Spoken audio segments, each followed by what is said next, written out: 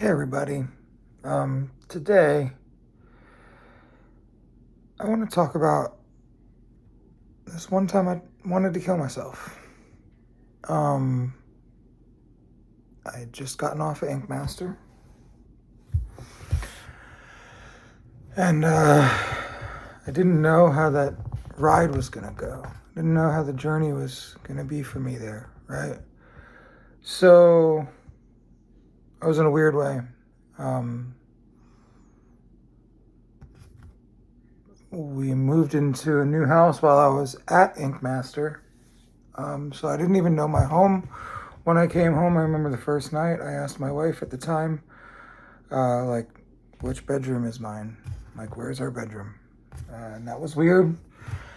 And, I was so overrun with fear and shame of being kicked off the show on sixth place. I was the sixth person to get thrown off. Um, and I feel like I had more in me than that, but uh, I guess that wasn't my time, you know? Somebody told me one time, he was like, man, it's probably a good thing you went home because would you have made it at that point, with more of the abuse that you were going through? Because, and I don't want to say abuse, but like production feels like abuse. It's hard to do, a show like that. It was very difficult uh, on my emotions. A lot of people that have done it have said the same thing. It's a pressure cooker, right? And you're competing for a lot of money, and there's a lot at stake, and you feel like your career is over when you go home. Or at least I did. Um, and it was hard. It was hard to face. We were living in this big giant house that had 6 bedrooms and a theater room and fucking, it was 2 stories. I had a great fucking art space. I had more bedrooms than I needed. It was a ridiculous home. It was like almost 4,000 square feet. It was really cool. I loved it. But like, it didn't feel real. We were renting it, so I didn't own it. So like, I knew it wasn't mine. So that part didn't feel real to me. Um, Due to mismanagement of funds, one of my cars almost got repoed at that exact time after being, in that house after Ink Master. I just felt so inadequate that I didn't win. I felt so low, and I didn't know how to be happy. I was miserable. I was scared. I hated myself. I felt like I was a failure. And I thought I was supposed to feel rich and famous or be rich and famous because I was on TV, right? So as soon as you're on TV, like you're rich and famous was like this concept that I had in my head. And that wasn't the truth at all. Um, so it was interesting to face that reality that my life was going to change, but not this drastically at this point. And I had a pretty good life at that point, but I didn't. Um, it was just very hard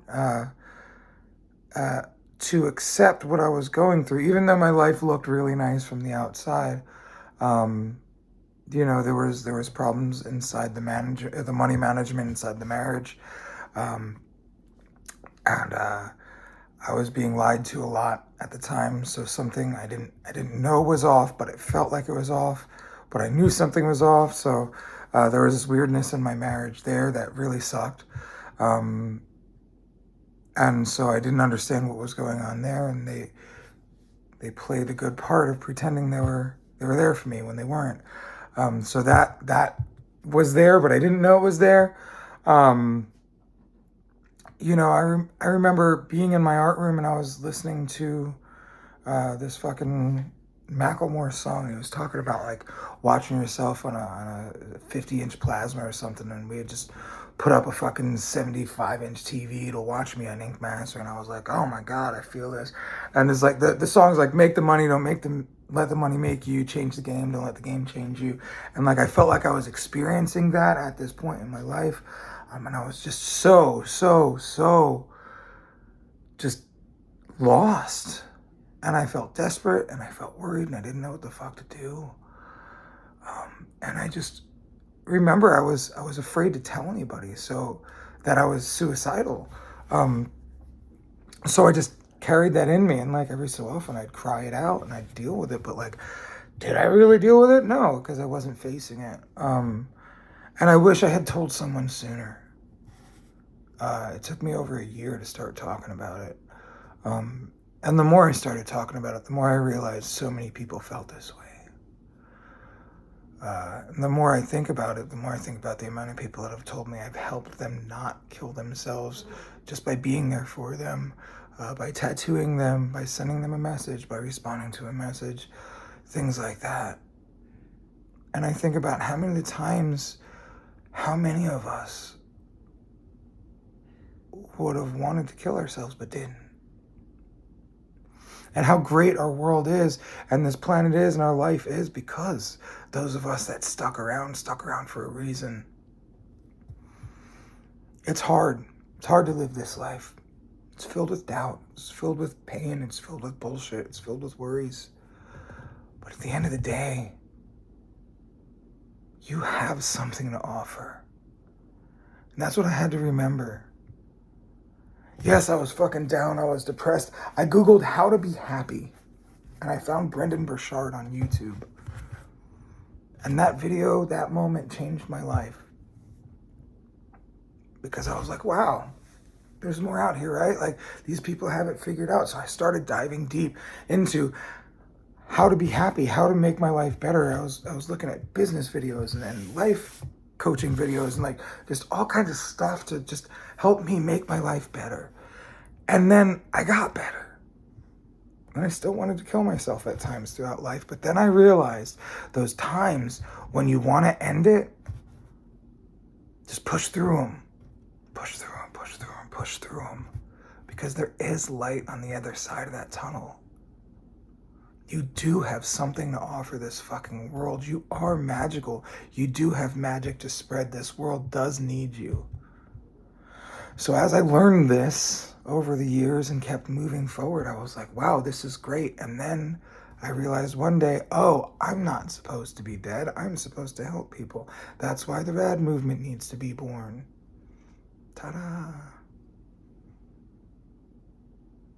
I turned that pain and that need for fixing my pain into purpose.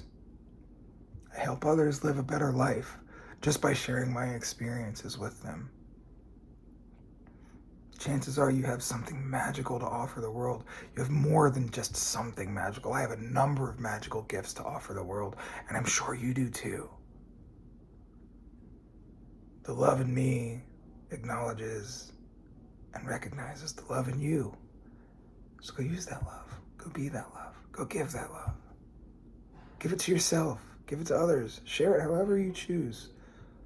But get in touch with that love. Because that's what it's all about. When you get into loving yourself and realizing, fuck, I actually am wonderful. This world does need me. It's a powerful place to get. So if your brain is telling you lies about how you're not good enough, how you should just end it, how you're never going to get out of this feeling, you're never going to get past this heartbreak, you're never going to get past this devastation, you're never going to have a good life, that's bullshit. That's bullshit that your brain's telling you. It's the lie, it's not the truth. We've always got narratives going on in our head, and there's always the truth and there's always the lie. And it's hard for us to tell the difference between the two. But the truth is you are magical. The truth is you have so much to offer this world. The truth is that if you're thinking about killing yourself, fucking don't. Because you have so much to offer. And there's so much light for you out there, and there's so much good for you out there, and you have a fucking purpose here. And I'm not telling you it's going to be easy, but it's going to be worth it.